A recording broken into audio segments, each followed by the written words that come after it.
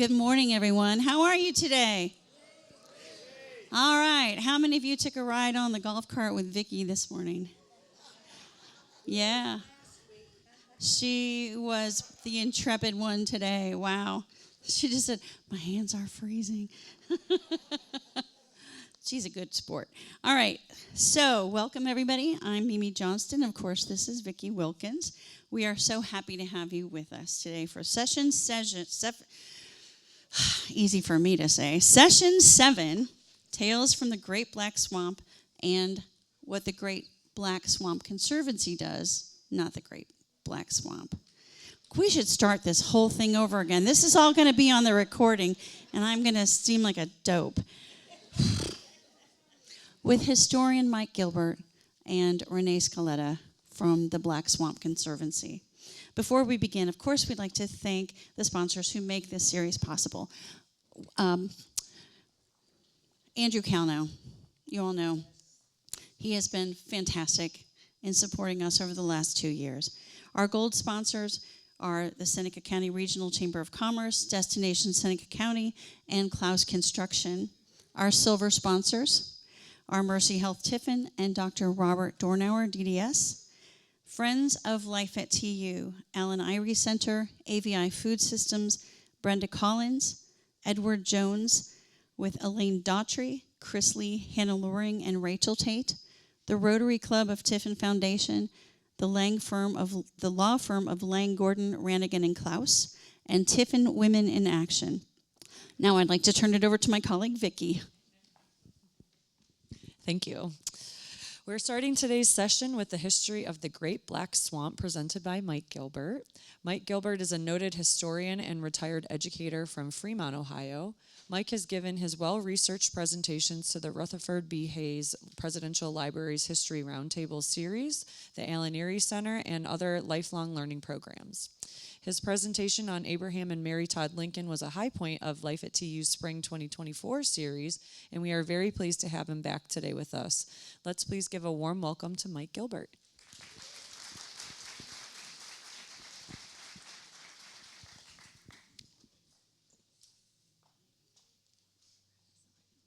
Well, it's a pleasure to be here. I taught 38 years in the Fremont City school systems, so I've screwed up a lot of lives, and I figured I might as well continue to do that with my talks. And today I'm going to tell you a lot of stories from people who came here during the Great Black Swamp. So forgive me when I read a little bit because I don't want to take the words out of their mouth. But here you can see a picture of the Great Black Swamp. And this was written in 1819 by one of the early settlers of Fremont, which at that point was called Lower Sandusky. Instead of populating, it depopulated. People have got quite discouraged. The fever rages here without cessation. Our physicians say it is owing to the effluvia which rises from the stagnant waters that surround us. I am fearful that Croghansville, which would be the east side of Fremont, will not be the place of importance as I suspected. He wrote this in 1819, and he was exactly correct. Newman was just one of many settlers who had pinned their futures on their new cheap land that was opening for settlement in northwest Ohio. But he and others underestimated the Black Swamp, an immense low-lying tract of land dominating the 30-mile expanse between the Sandusky and Maumee rivers. The swamp covered 1,500 square miles, affecting portions of 9 Ohio counties.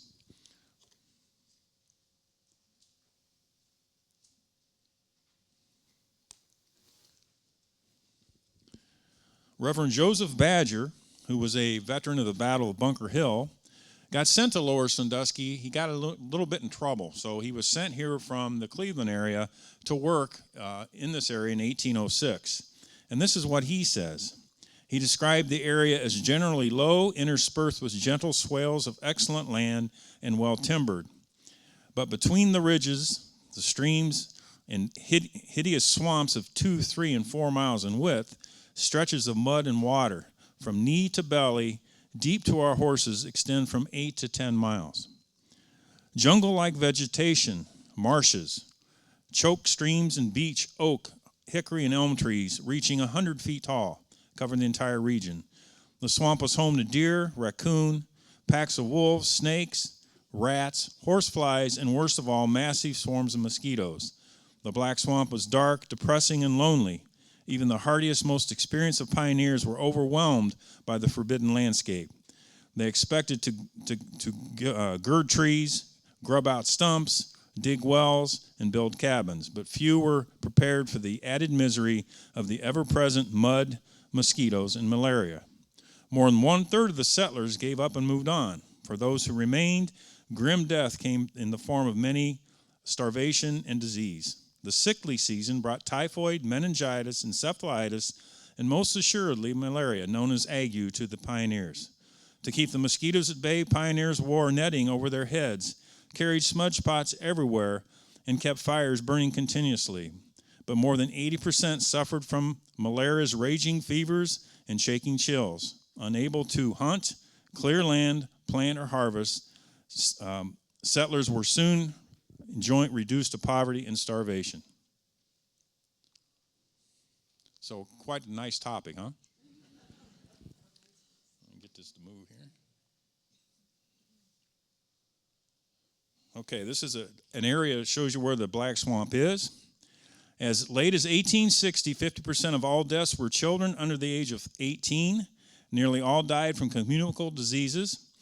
Parents were often forced to lower the small, rude coffins into water-filled graves. Now, the situation is this. They built log cabins over the marshes. And what they would do is they would peel up the logs that made their floor and scoop out the water. So obviously you're going to get cholera from this. But everybody back in the day thought that cholera was an airborne disease. Well, it's not. It's a waterborne disease. And it's not going to be until 1848 in London where a guy named John Snow will come up with the idea that that disease is coming from the pumps that the people of London are using. And he was kind of a laughing stock because everything smelled so bad in London, they figured this was just another result of that. But cholera is a waterborne disease, and it was made much worse by the fact that people were just, picking up their floorboards and drinking the water. 1815, this man wrote, "My terror, the Black Swamp, is past." This letter was written by a man after traveling to Perrysburg, which he called the house of Satan. So I hope nobody from Perrysburg is here. In 1830, it's another comment from a settler. "Mosquitoes, frogs, thick clothing, even on horses, smudge pots, howling wolves, screeching owls, and swamp fever. Travelers passed by swore that they could hear the bed shaking from the fever. Fall consisted of long, cold winters, spring mud and rain. One Wood County woman murdered her husband for his refusal to take her out of the swamp. Today, remnants of the swamp can be seen in the Lake Erie, McGee, and Medeker marshes. Also, remnants are found in the Ottawa National Wildlife Refuge." So there you go. Killed her husband because he wouldn't get her out of here. Passenger pigeons were so thick you could stand and hit them, knock them out of the air. If you were a squirrel, and I've known plenty of squirrels, human and the animal kind, you could go from the East Coast basically to Illinois without touching the ground. That's how many trees there were, how thick it was, how tall they were, 100 to 120 feet high, and then they're going to start to build Route 20, which we'll talk about, which was known as the worst road in America. And I don't know how much it's improved since, but now what caused all this? Well, Battle of Fallen Timbers in 1794. The Indians are defeated in a pretty quick battle, and this is going to open up settlement to this area. After the Treaty of Greenville, which is 1795, most of the Indian land is taken away except for this small area up in northwest Ohio, and that's where the Black Swamp is. Of course, and the Indians didn't even hunt in there. They would tie ribbons through the forest or through the swamp so they could find their way in and out. So as a result, you're going to get these larger animals than usual. There was reports of a 22-foot snake around Woodville that when they found it and killed it and cut it open, they found a change purse of somebody that had eaten. So we don't know if he ate the guy or he just ate the change purse, but those things were huge because they weren't hunted. So plentiful, a lot of plentiful furs and so on and so forth.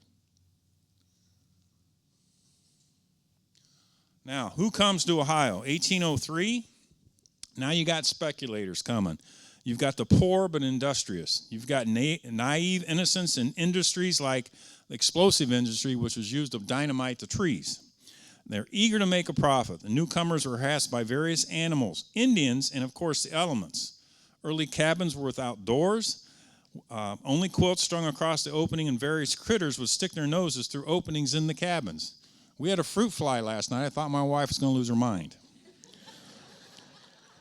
Many settlers reported Indians coming into the home at night and found sleeping next to the fire.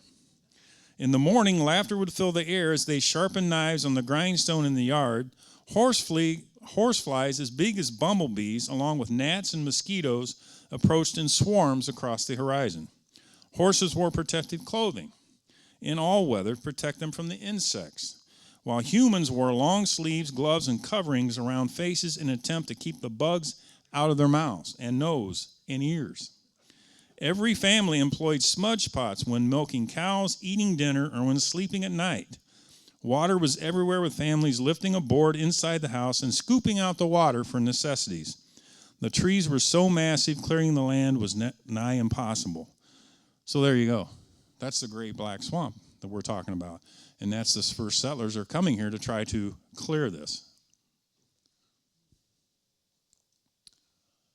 Now, I'm not sure how much of that you can read, but I've got another story that's up there. This is from Joseph Badger, who came here in 1806, and he's talking about getting the shakes and the fever.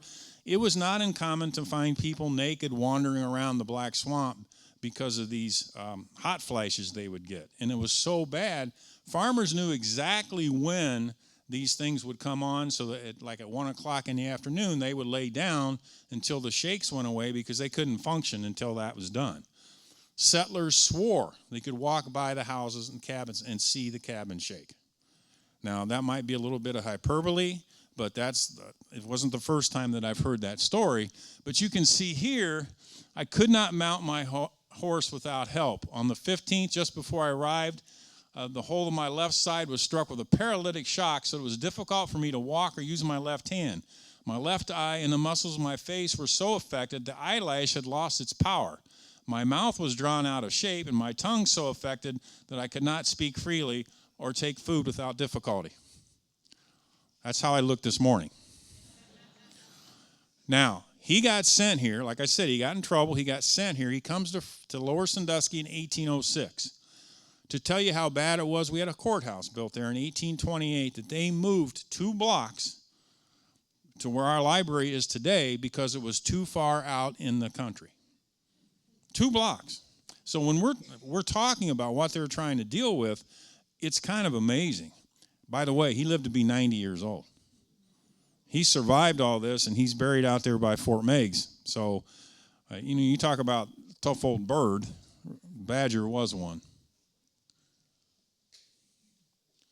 Now, here's the swamp, and here's the road that they're going to try to build. And this is from a guy who traveled through the swamp in 1818. At the edge of the swamp, I saw an Indian passing across a neck of land on the Sandusky River.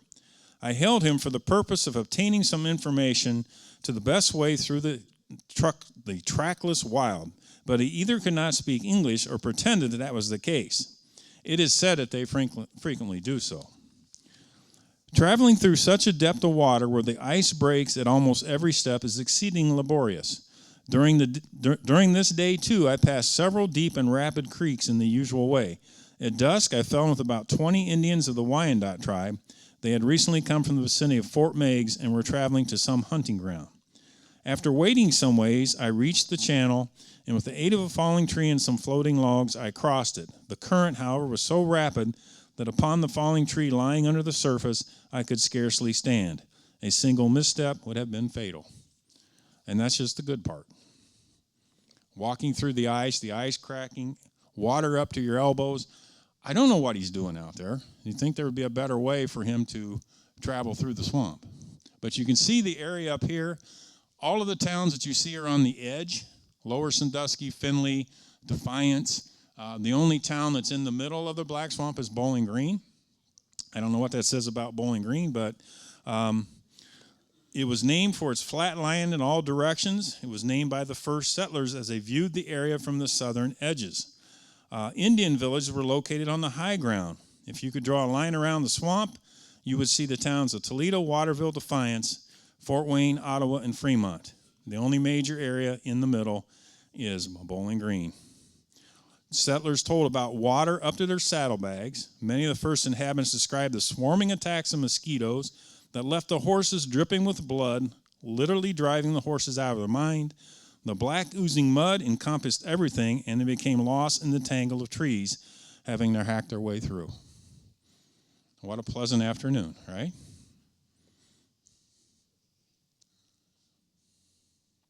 Now here's some chronology of what's going on in this area at that time. And you can see that there's a road surveyed. Some of those trees were 120 feet tall. Now, think about this a minute. In Gibsonburg, we had French-Canadian loggers who came to Gibsonburg to chop down these 120-foot tall trees. Sometimes you wouldn't see a limb until 60 feet up. And then these trees would be tracked out of the swamp and sent to a small town north of here called Oak Harbor. And that's why it got its name, because that would be shipped over to England after that. So we're talking about some massive, massive trees here. Let's see. What was the first houses like? Well, one guy built his house in Lindsay, Ohio. He was married in 1833. He had 80 heavily wooded acres. He built a 16 by 18 clapboard house with roof held down by weighted poles and hole-in-walls covered with grease paper, and no chairs for 2 years. Wild game included deer, turkey, wolves, wildcats, coon, and possum. Now, in 1831, on the corner of Front and State Street, Sardis Burchard, who is a well-known name in town, we have Burchard Library, Burchard Street, Burchard Park, had a business in 1831 that made $50,000 a year, trading fish and some of these wild animals that we're talking about. At the age of 30, he retired, and you can understand why.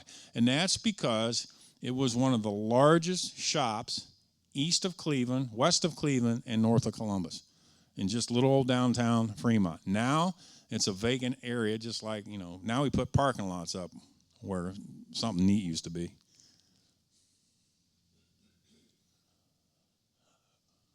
I like what this guy says. Now we found a good road, a high turnpike paved with broken stones. We had to pay an 8-cent toll.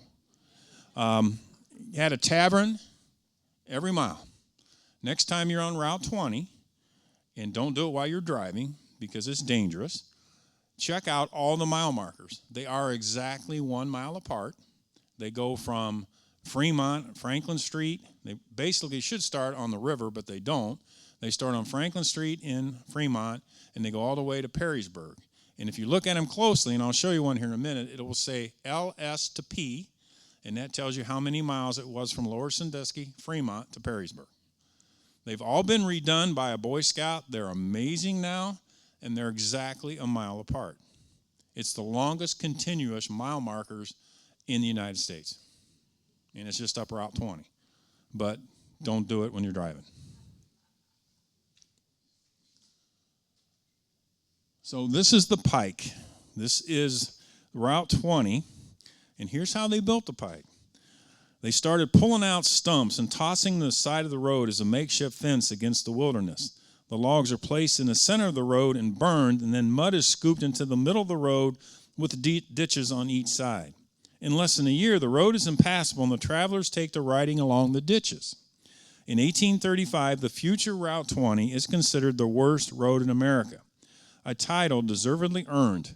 There were between 31 to 34 taverns because you got to get drunk to get through the swamp. I'm totally serious, and I'll tell you some stories about that.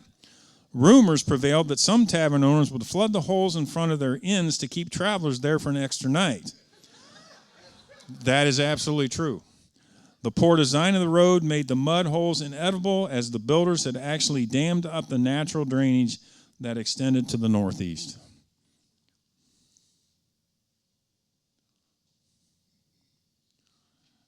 This is a guy talking about traveling knee deep to belly deep to our horses for 8 or 10 miles together. Robert Lucas County, is talking about that. On the second visit, went 25 miles, a very rainy day, and encamped in what is called the Black Swamp. Had a disagreeable night of wet and mosquitoes. Yeah, that's how they spelled it. That's not a misspelling. Well, what really got things going was the border war with Michigan, because the troops from Ohio couldn't get up to where they had to fight. So William Henry Harrison, who hated the Black Swamp, decided that, if we're going to do anything in this area, we need to build some better roads because we couldn't get our troops there. So just like everything else, when you have a war, people start to think maybe we should get something done here. So that's what they decided to do.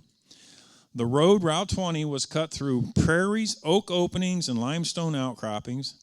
The landscape in Bowling Green, which Route 25 was one they cut through, consisted of prairies with anywhere from 1 to 4 feet of water, supporting prairie grasses from 3 to 6 feet in height. Huge oak trees prevented other life forms from growing, causing openings underneath, thus the term Oak Openings Preserve. So you can see that, like everything else, a lot of the stuff around here is based on our former history. Now, this is one of my favorite guys. Father Machu Booth came to Fremont in 1839. He's a Catholic priest. And when they were working on the roads, the Irish, who were Catholic, wanted him to come and do some ceremonies for their babies that were born. So they kind of said, we're sick. They weren't sick. They wanted the pastor there. So the pastor comes, performs his duties, and then later on in 41 and 42, he will be performing the same rites to 2 guys who were accused of murder in Fremont. They'll both be executed. Well, Machu Booth doesn't like the area too much because of all the disease, so he decides he'll move to Tiffin. So he stays in Tiffin here for a while, but he's not doing well, so he ends up going to Colorado, where he becomes the archbishop of the one Catholic church. There's 7 bars in that town. And then a woman writer, you may have heard of her, back in the 20s, named Willa Cather, wrote a book called Death of an Archbishop. And this is him. So this plaque is out by Woodville. So he's got a very, very interesting life here, and he talks about how Lower Sandusky, Fremont, is in the hollow. Like there's 2 hills on each side, and there kind of is. You can see around the river how low it is. And he said it was just full of disease, and he wanted to leave and went to Tiffin.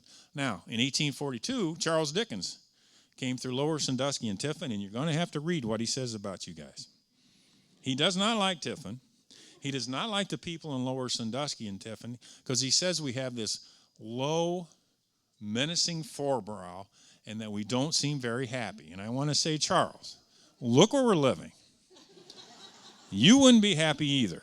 Now, when he gets back to England, he does kind of like say, well, it really wasn't so bad. But he did not like going through this area. And I'm thinking, well, it's stupid. You should have known what you were doing. It's not a good place to go. So that's on you. This tree indicates a lot of things to me. First of all, being a mailman during this time, on a pony, going across the Blanchard River, it was ridiculous. And this sycamore tree is over 200 years old. I've been in it, and I'm not supposed to tell you where it is because the guy who owns the land thinks that you're all going to run out there and go to this tree. Now, I'm telling you, there's a little trail and a bridge. He made a metal bridge that you have to walk like this. So I don't think we're going there. But I was reading the Sandusky County history about this tree.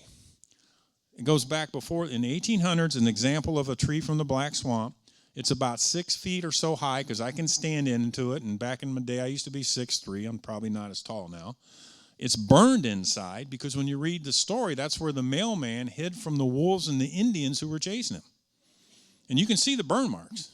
So what the Indians would do is they would plant white sycamore trees near water, push them all together so they'd make this kind of circular hut, and this is the last remaining one. So I thought that was pretty cool because this is an example. When you look up, you can't see the top of this tree. It's in the middle of nowhere. It's on a man's farm, and I promised I wouldn't tell him where. Like I said, I can't imagine this because we took a cart to get down there, and then we walked across this one-lane bridge. I don't know what he's thinking, but I will respect his privacy. Now, here are the markers, and see it says P, 29 miles. And when I see P, I think of something else now as I get older. But That's Perrysburg, 29 miles from Benchmark, which is on Front Street in Fremont. So if you find this one on West State and you start going to Perrysburg, you will see one for every mile. There's about 31, I believe. They've all been cleaned up, so they're easier to find now.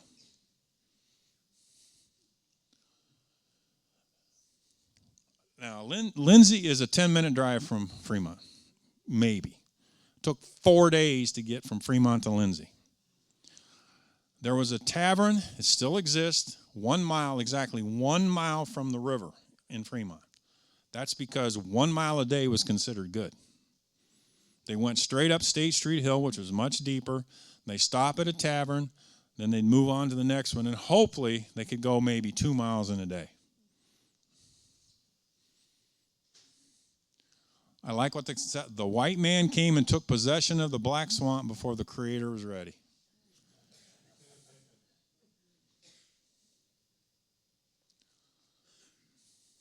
Now, I talked about mud holes.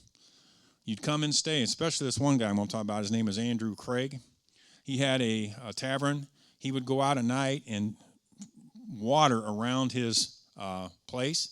So you would go out the next day, get stuck. You didn't have to pay for his oxen, and he would pull you out. One guy stayed there 3 days, spent $100 getting pulled out. Andrew Craig was one of your more unscrupulous people. But you can see customers charge for food, drink, and a place to lay their head, but also charge people for pulling their wagon and horses team out of the mud, which they had made muddy in the first place in a lot of cases.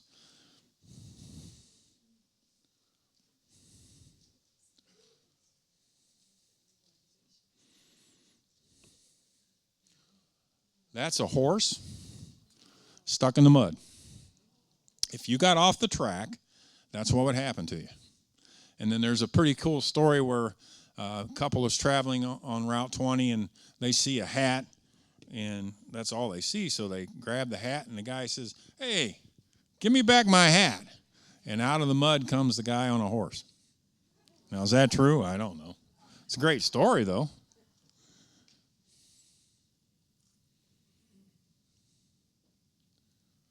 Okay, there we go. Now, this is the guy here. There is a story in here that I have where a guy spent $800 trying to get out of the hole. Now, I don't know if it's from him or not, but it was a very common practice. People loved having property along the pike, but the properties were very long and narrow.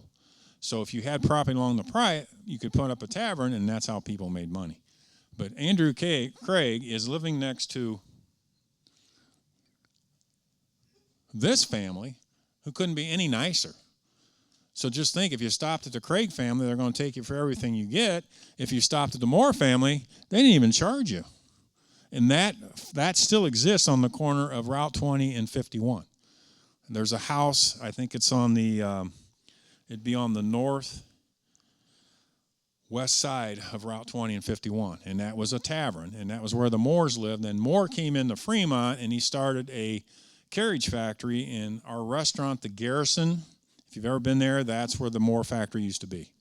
So he's a pretty good guy. But they're right next to each other. Can you imagine if you just went a little bit further? You know, you wouldn't lose your entire savings. Hessville. One side of the street was called Cashtown. One side of the street was called Hessville. Cashtown, Mr. Cash had a big barrel of money.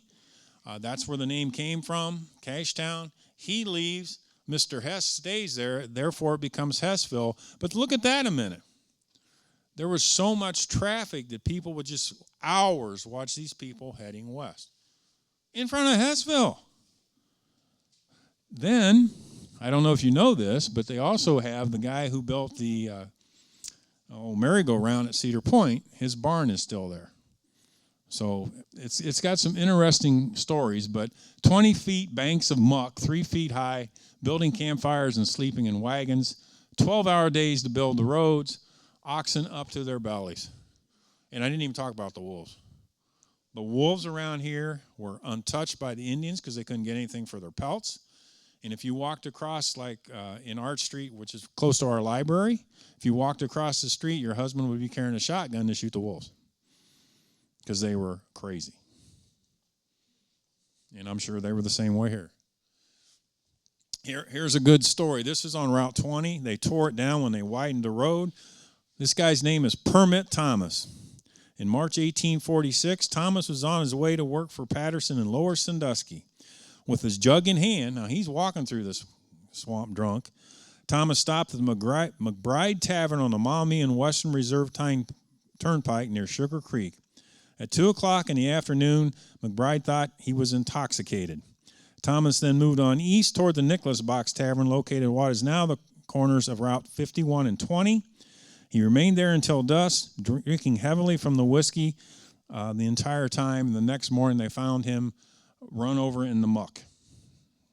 Somebody ran over him. To make a long story short, they don't know what it does, but he was just a drunken guy trying to get through the swamp. In these taverns, there's all kinds of stories about taverns.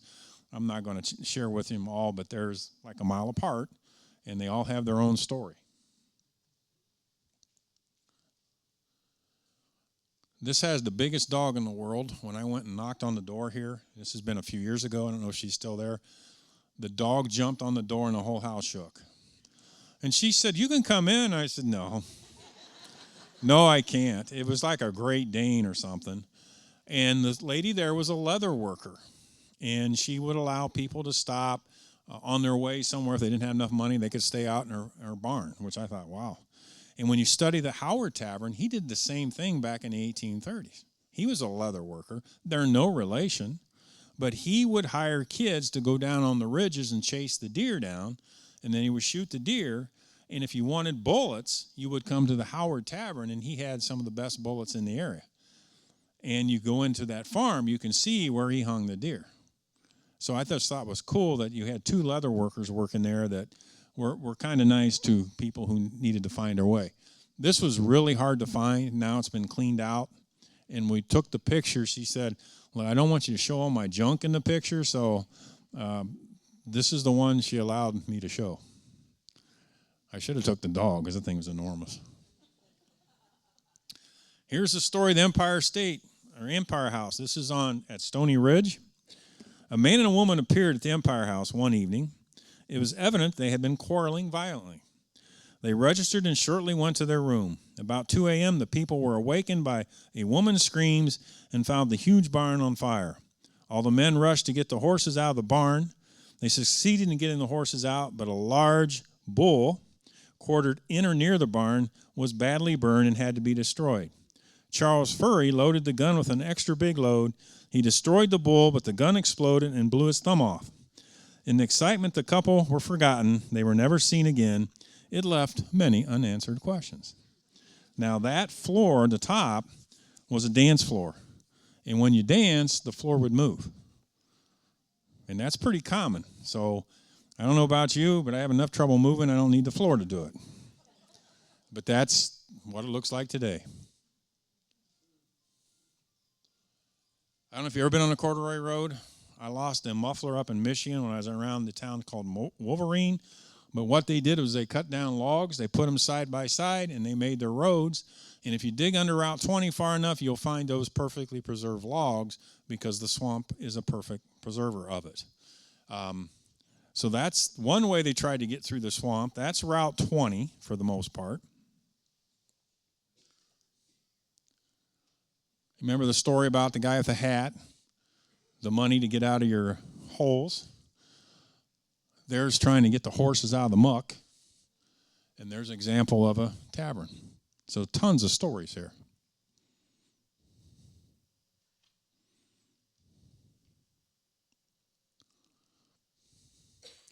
And then they did the plank road. This was basically around Route 25 where they do the plank road. And you can see that those were a little bit more narrow. So what happens if you come across somebody who's going the other way? And this is what happens.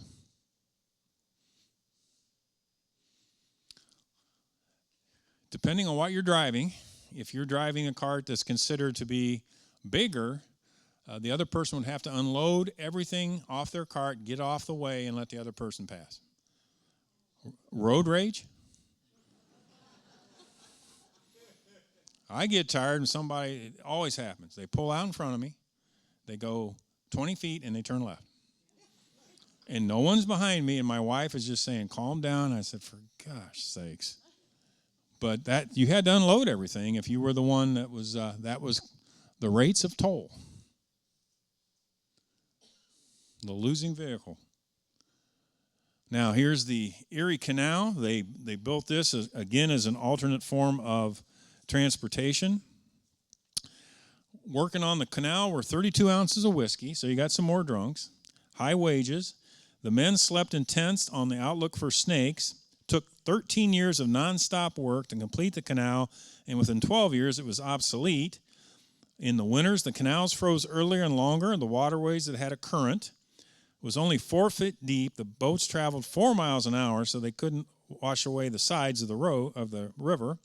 Repairs were lengthy and costly, and the canals were susceptible to drought and flooding. 13 years to build, 12 years lasted, gone. This is amazing. This is a trestle from Sandusky to the Maumee Bay. They used a combination buzzsaw and pile driver on a railroad track. The locomotive had its own sawmill combined with the steam apparatus on front to cut down the trees, and it is here where the trees were cut up. The pile driver drove the piles down into the front of the track, then leveled them off with the track bed, attaching cross ties and stringers to the track. A lot of investors put their money in the project, but to no avail, as eventually the pilings disappeared into the mud.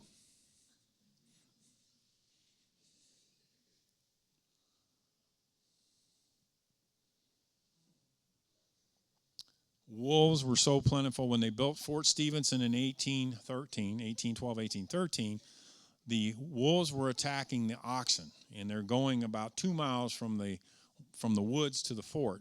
At the end, when the fort was built, the men simply let the horses or the oxen go, and the wolves ate them. Indians didn't track them, so they're all over the place. Snakes, we talked about the 20-footer. Bears, I mean, there's things here that you don't think about. And the animals that we know today were much bigger back then because they were not hunted. So not only do you have to deal with the flies and the bugs and all this other stuff, you're dealing with all this.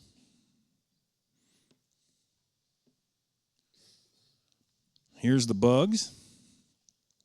Now, as you're looking at the bugs, what did people do? Well, there's this Emily Ballou lived in the Waterville area, and she lost, in 1819, she lost 3 brothers, 1 sister. 1 year later, her mother, Emily, and her father and 3 siblings to the Maumee. She settled 4 miles west of Waterville. Her husband ran a grist mill. The nearest neighbor was 3 miles away.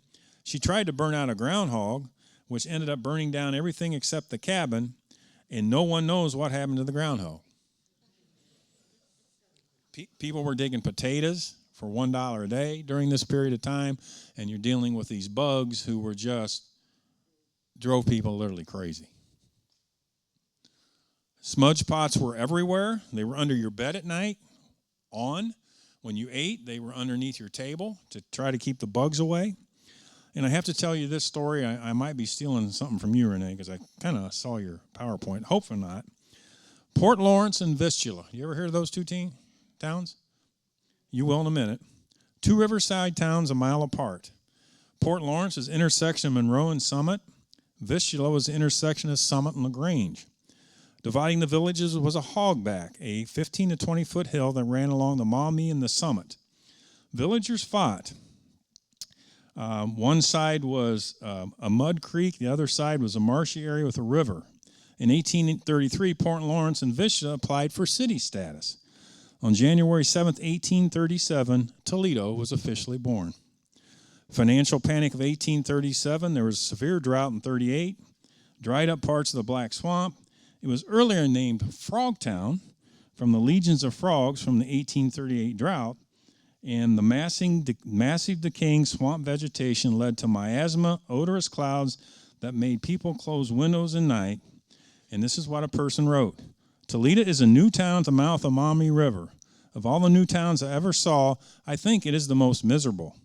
The unfinished houses without windows, chimneys, or cellars, and many of them deserted of tenants, are falling to decay.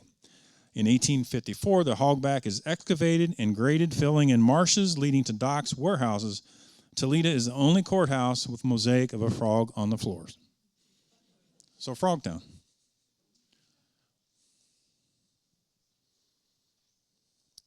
Cholera, 1834, it hit the Fremont area, it hits the Tiffin area. And this is 1850, yeah, where a whole town was wiped out. Again, so we're talking about all the different things that people are dealing with to get through this particular area.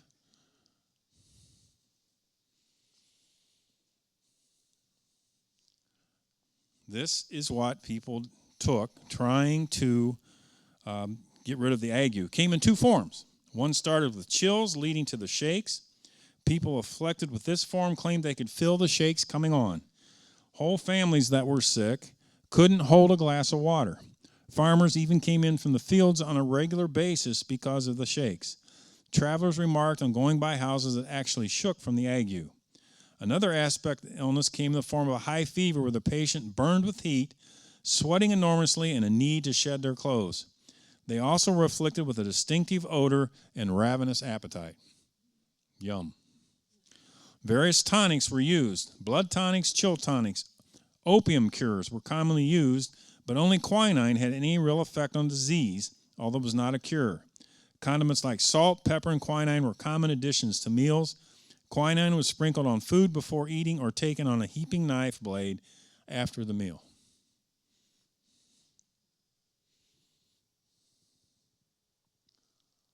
Clearing the black swamp. They blew it up, so you got potash industries that will take part in this area. You've got girding trees where they just would gird a tree and down it and leave the stump there. There's a story about a farmer, about how strong it took for you to be a farmer in this area, and a guy comes up to this farmer and asks for direction, and he picks up the plow and points that way. Again, just to indicate the strength it took to be in this area. You can see dynamite, the French Canadians, or they plowed around the stump. But it's one of the most fertile, as we know, one of the most fertile areas in the United States. Not until 1859 do they decide that they're going to put those big ditches that we see on the sides of the road. That's to get rid of, clean off the swamp. Back in the day, people didn't cooperate too fully. They would simply drain their swamp into the neighbor's yard or the farmer's yard. So that, of course, didn't work. So it's 1859 that they decided they're going to do something about it, and they come up with the drainage law.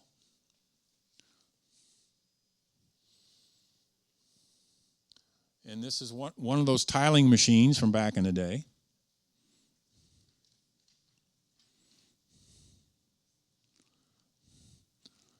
And we had good old Germans and people from the Netherlands, and they were the ones that came out here and helped to drain the swamp, and you can see the different devices they came up with.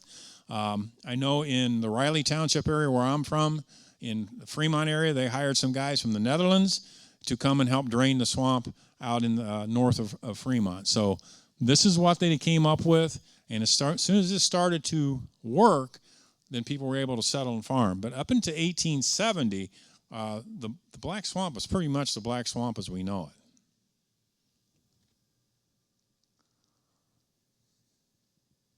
I bet you talk about Gall Woods.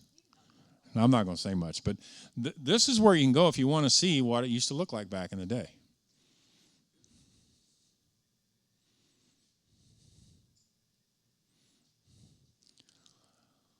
That tree goes back to 1724. That's 8 years before George Washington was born. Now, I took this picture about 5 years ago. I don't know if the tree's still living because it was dying at this particular point. But I just thought that was cool because that's where the Wyandottes and the Senecas, that was kind of like their meeting place where they met before they went out west. And this is in the Old Fort area by the Steyer Farms in that area. It might even be Steyer Park. And to give you some idea of how big not my friend is, but how big the tree is, that's how big the tree is. And it goes back to 1724, which I think is literally amazing. But like I said, a picture was probably 6 years old. I haven't been back there since. I'm not going to show you this video. I just want you to know these videos are out there. And this is draining the swamp back in the 1930s as part of the Depression and FDR's willingness to try to get people back to work. So that's how they first started in this area, draining the swamp in the 30s. And then these are a couple of the books that I used.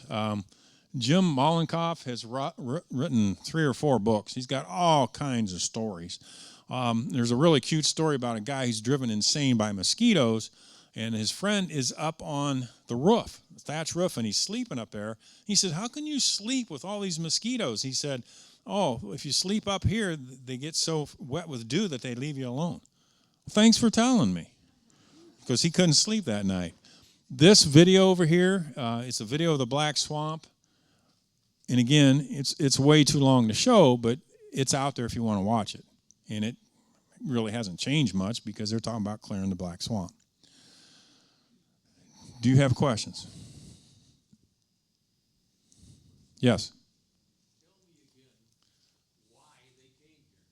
Why would you come up against the Black Swamp and not have the sense to go around instead of going through?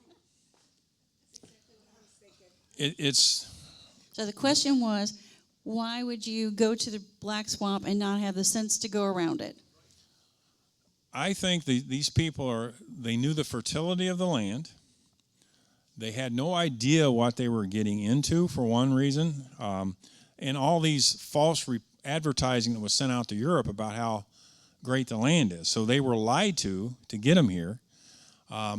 There's a cute story about a guy coming down one of the rivers, and his wife falls overboard and dies. They can't find her. And the owner of the ship said, "Well, I suppose she lost the bucket too." Now, a lot of these people, especially in 1837, when a guy named Buckland's coming to Fremont, to Lower Sandusky, and he wants to go to Maumee. So he goes all the way to Maumee, gets out there, and he runs into a doctor he knows. And the doctor says, "You don't want to be here. This is not going to get any better the farther you go west. You need to turn around and go back." So he turns back and goes back to Lower Sandusky, one, because he ran out of money because of the panic, and two, because it was just so literally horrible going that way. So once you got here, I think it's too late to turn back. A lot of the people would stay in Lower Sandusky, which was not considered a good place to be. It was when Hayes lived here, his mother would say, it's a bunch of criminals live there, and she was pretty right. Lower Sandusky was a hard place to live, but it's at the edge of the swamp. So the farther you go, when you get to the Lindsay area and then you get to Woodville, it gets worse and worse and worse. So once you're there, you're trapped. But I totally agree with you. But they were lied to for the most part about all this cheap land. It was like $1, $1.25 an acre, which is very cheap. And how would you have any way of knowing, hey, I'm here in Maumee, I can't write back to my family because it'll get back so late. But yeah, it's a horrible place to be. That's a great question. Yes. Why do they call it Lower Sandusky because it's on the lower part of the Sandusky River. But the problem was you had Sandusky, who basically stole the name from us, which is a point of irritation forever, if you know history. So we had Sandusky, Lower Sandusky, Upper Sandusky. So the problem is, where does the mail go? And there's a great story with that. Old Betsy, the cannon, which was used at the Battle of Fort Stephenson, was sent to Pittsburgh to get it cleaned up. So our mayor is saying, "Where's Old Betsy?" And Pittsburgh says, "We sent it. We sent it back to you." "Where'd you send it?" "We sent it to Sandusky." "No, this is Lower Sandusky." So he contacts Sandusky. "Do you have Old Betsy?" "No, we don't have Old Betsy." So he hires 2 detectives. They go up to Sandusky, and they find where it is. It was buried in a barn. Dug it up and brought it back to Fremont, to Lower Sandusky. And again, people say, "Well, that's why we hate Sandusky," and I'm not sure that is. Who cares? But there was so much animosity with people back in that day. And I didn't even talk about all the murderers that were in the Black Swamp because they came here to hide. Silas Doty is one of them. No one's going to hunt them in the Black Swamp. the fact that people literally lost their minds and killed their families. It's crazy. Yes. A smudge pot is, when I work construction, a smudge pot is this black iron or copper pot. It's round. It looks like a cannonball, and it's got an opening at the top, and you, kerosene usually, and you set it on fire, and this black smoke comes out, and that smoke kept the mosquitoes and everything away.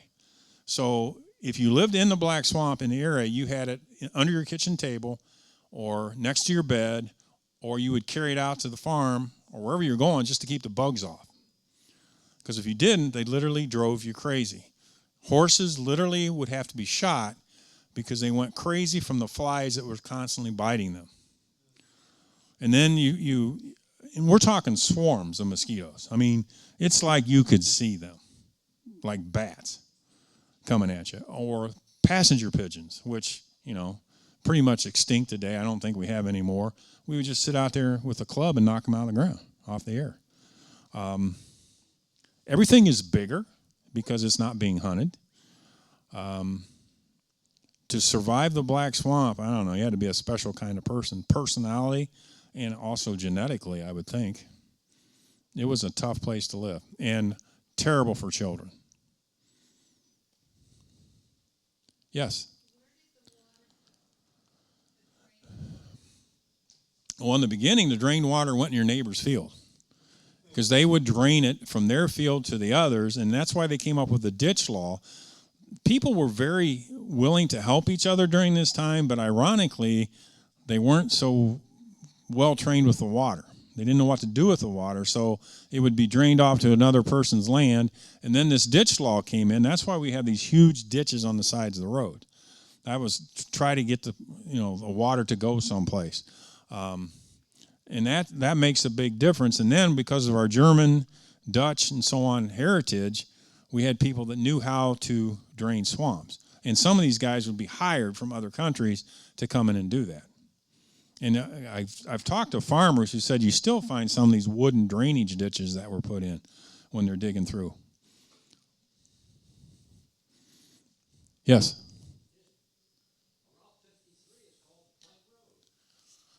It's called Plank Road for a good reason. That was made out of planks, and at first it worked out pretty well, but it was so kind of flimsy that it couldn't take the heavier traffic. And also you saw what happens when you're coming across somebody who has a bigger vehicle than you. You have to unload it.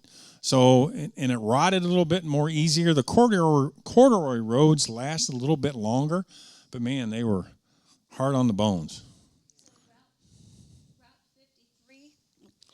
Thank you, Caden. So Route 53, would that have been all the way up through, past down to McCutcheonsville, and that it was all of that was Plank Road? I'm not really sure how far the Plank Road went. Does anybody know? Okay. Because we have a Plank Road in Fremont. Yeah, there is a Plank Road Tavern. The Overland Inn. Yeah, is yeah, on that's Plank where he Road. came, and he didn't like us very much. That's where Charles Dickens stayed? Yeah, in 1842, he came through here, and he does have nicer things to say when he gets back to England. I think he was just having a bad day. Because it was not, the plank roads, 1842, you're pretty much in a mess here. No one wanted to be here then, I don't think. So they were all tricked into coming here? I'm not saying they were all tricked, but a lot of them were. They were told about these wide open lands and how easy it would be to farm and how you could just, like dig potatoes out of the ground. Like one guy is digging 50 potatoes a day from the northwestern part of the counties. So yeah, all these stories about, they're not going to tell you about the huge gnats and snakes and wolves and all that. It was an enticement to get them here. And then people who didn't have land, who were poor, would want to come here because the opportunity was cheap. But also during this time period before you had the Black Swamp, after the Treaty of Greenville in 1795, in this area, Tiffin, Fremont, and so on, we have Seneca, we have Chippewa, we have Shawnee, we have all these Indians coming up here that you wouldn't normally associate with this area, but they're coming here because that's the last free land. And once Ohio becomes a state, that's pretty much down the tubes, because I think the last Wyandotte leaves here in about 1842. So, you're still dealing with the Indian issue at that point. You're dealing with all this vegetation, animals, sickness, craziness. In Mollenkoff's book, he's got tons of stories about who settled, like Scotch Rids. Fenton is a guy from Scotland who settled that area, so therefore you got Scotch Ridge. So a lot of the names that we go from back that time, of course, come from the Black Swamp era. Any other questions? All right, we're going to take a... We got one back there. Yes, sir. All right, hang on a second. I'll bring the mic back. She'll get you the mic. You talked about all the children dying. If you go to a lot of the small churches in the area and wander around through their cemeteries, you would be surprised how many children never even made it to 1 year. There are an awful lot of tombstones. It's hard to read because they use that soft sandstone, but there are an awfully lot of children buried in this area. And another aspect that comes out of this too, and this is kind of not related to the Black Swamp, but there's so much death, especially among children, that it was a common practice to take a dead child and put a post up their back and then have it taken with the family. Because it's Victorian, they were so consumed with death. We can't imagine it. I can't imagine losing the children they had. How do you deal with that? But you can see photos of family members, and you know that person's not alive. But that's their way of remembrance. That's why you've got some of these tombstones that are so odd. We might call them crazy, but we weren't living in that time, and that's how they dealt with it. The Hayes family has two pictures of kids that they lost at 2 years and 6 months, I think, or 1 year, and they are the spookiest looking pictures ever. They're in the house, and they've got the long dress on, and they look like they're floating above you. To me, it's creepy, but it's in the front house of the Hayes. It is creepy. Anybody else? Thank you very much. Right there. Whoop, we got another one? Hang on, there is one more. Sorry. I know the Willard. Will you use the microphone? We're going to record it. So. Okay. I don't know if it's a question or I'm just curious. The Willard Marsh area was founded in the 1890s, and it was a swampy marsh area. Is that area any way related to the Black Swamp, or is that completely separate? I don't know. The Dutch immigrants formed it. I don't know for sure, so I don't want to say. Okay. That's a good question. I don't know. No, that's okay. I don't know. If it's marshy area, chances are yes. If it's in this area, chances are yes. I would say yes then, but I don't know for sure. Any more questions or any more observations? Okay. Mike has brought some books. Now, last time he did a historical talk and he brought some books, and I got a couple of calls afterwards. Hey, this had nothing to do with history. In fact, it was kind of salacious. So she's lying. She said, "Is your book dirty?" And I said, "No." this is yes, no, okay, it's true. It's not really dirty. But will you explain it? Because Mike brought some books, and I enjoyed reading it. I have a copy of it at my house. So will you tell a little bit about it? I wrote a book a couple years ago on, it's got some history of Fremont in it. It's a murder story. It's also based on MK Ultra, which is the CIA's program to program people to kill. And if you think I'm crazy, that's okay. But you should watch the RFK assassination, because what they talk about during his assassination is exactly what I talk about in my book. In the 50s and 60s, we had the CIA who was running all these experiments on people, and through a group called MK Ultra. So in the book, I bring that up, and it's a pretty decisive part of the case I wrote. And I will tell you, if I didn't think it was any good, I wouldn't be giving it to you. Everybody that has told me, now there might be people out there say it stunk, but they haven't told me that, said they've enjoyed reading it. So it's a history mystery based on what I know about the Fremont area and also what I know about history. It was fun. It's the hardest thing in my life I've ever done. I wrote a book. I had to edit it. I had somebody edit it for me, getting it published. It was incredibly hard. I don't know how James Patterson and Stephen King does it. The name is Double Down. Double Down. And it talks about Joseph Mengele, experiments on twins. There's a lot of truth in it. So, if you feel inclined, I'd appreciate it. My wife would appreciate getting them out of the trunk of my car. So thank you. And I will vouch for it too. It is a really, it's a good read and worth it. So thank you so much. Thank you so much for coming and speaking with us again. We definitely hope that you'll come back again. Mike Gilbert. We're going to take a 10-minute break, and then we'll be back with Renee Scaletta to talk about what's happening with the Black Swamp today.